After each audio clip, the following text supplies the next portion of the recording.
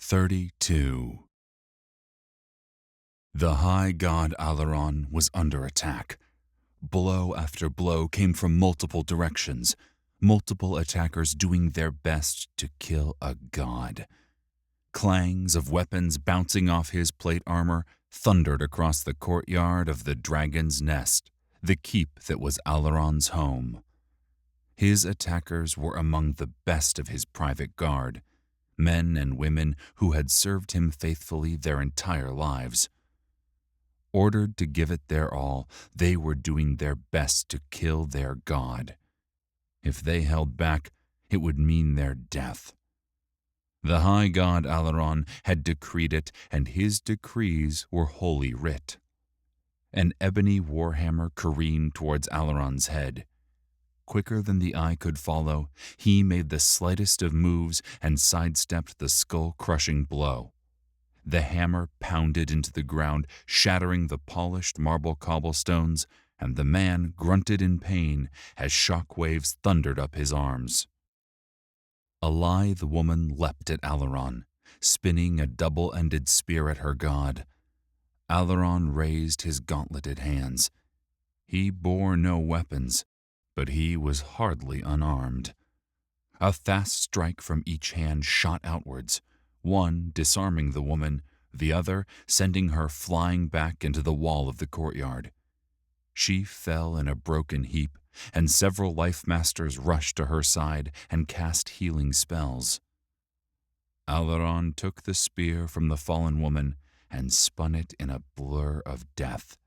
A lightning-fast whip of his arm plunged the spear into the stomach of a massive man wielding a warhammer. The spear impaled the man on a nearby wooden beam, a scream of agony burbling from his mouth before he lost consciousness. Once again, a cadre of life masters rushed up to him. Aileron sidestepped the swipe of a two-handed sword so large that most mortals were incapable of lifting it, much less wielding it effectively. The strike was close, and Aileron felt the blur of wind pass his face. He spun, and his left leg surged forward, taking the sword-bearer in the gut. As had the woman before him, this massive fellow crumpled to the ground, his grunt of pain silenced by the snapping of his spine. More life masters moved to the fallen man's side. As the battle raged, a hooded man entered the courtyard and stood at the edge of the combat arena, waiting for his master to finish his morning workout. The high god did not look up, but the hooded man knew his master sensed his presence. The hooded man was patient. In mere moments, the other three combatants lay broken and defeated. Life masters were at their sides and then helped them exit the arena. Cheers rose from the audience.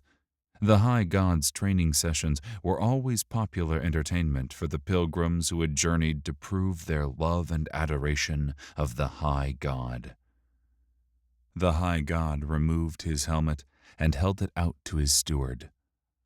Aileron took a clean cloth from the man and wiped the few drops of sweat from his brow.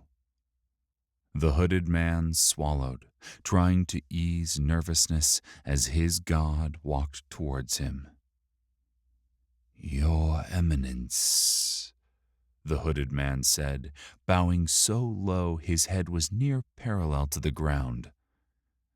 "Have you found him?" the high god asked. The hooded man leaned back to his full height. He was a tall man, but his god was a full head taller than he.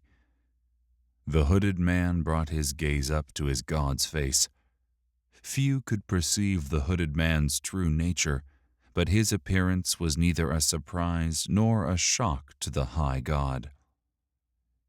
"No, your Eminence, none of my eyes or ears have reported seeing him, and my divinations have also turned up nothing." A small frown crossed Aileron's lips. "Then it is as we suspected," Yes, the hooded man said. If I may, I suggest that we retire to a more private location. Alaron nodded and placed his hand on the hooded man's shoulder. Reality bent and blurred, and they were elsewhere. The high god, now clad in robes of burnished gold and emerald, walked to a tall window and gazed down upon the shining city. They were at the top of the tower known as the Fang, which soared several hundred yards above the courtyard of the dragon's nest.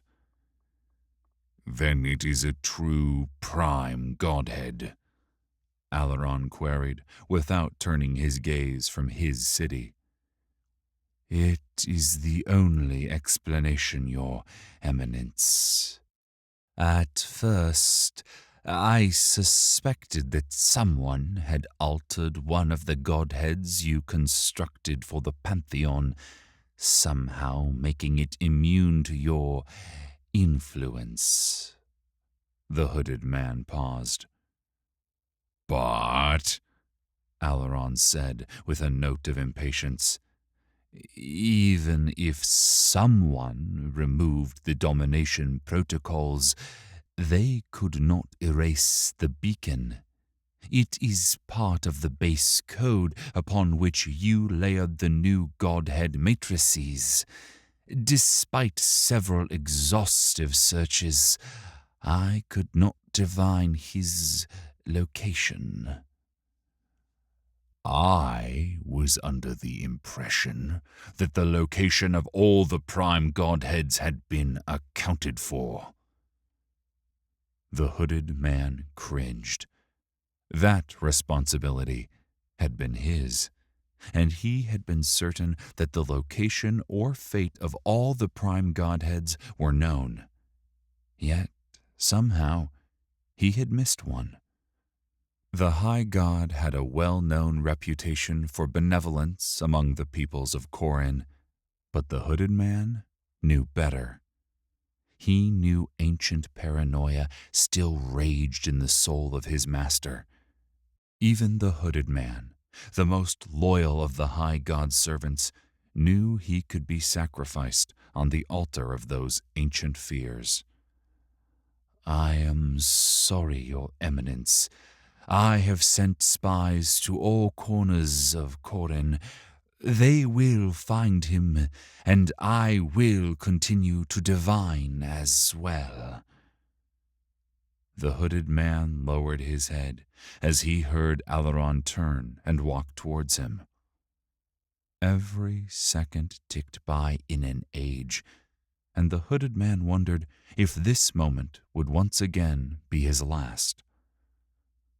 Look at me, the high god said, and the hooded man raised a fear-filled gaze to his master. The high god stared at his minion with an unknowable expression.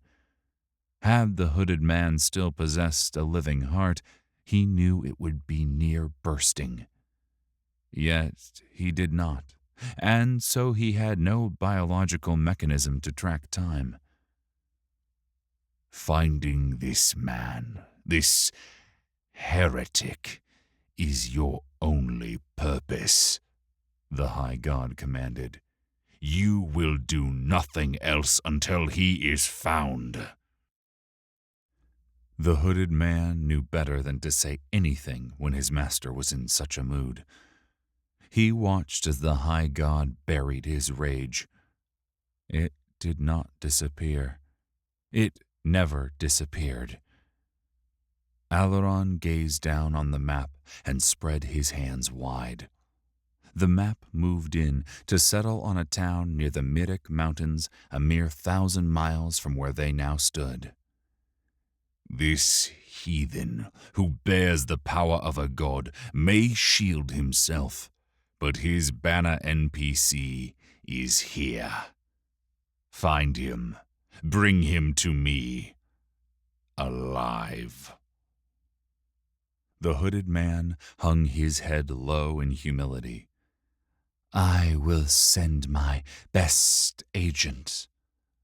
See that you do, the high god said.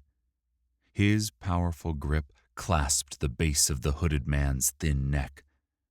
A mere flick of the wrist would mean another death. With no warning, the high god released him and turned.